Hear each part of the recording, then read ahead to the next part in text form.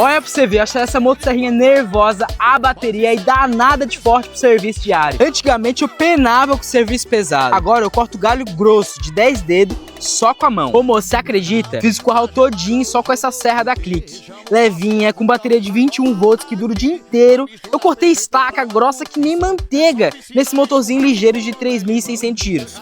Corta pomar, árvore de jardim, tábua, que é uma beleza e com botão de segurança. E tá baratinha na van, então garanta já a sua com maleta, carregador e bateria, tudo incluso na caixa. Não vacila, vai pra van mais próxima de você e garanta já a sua mini motosserra.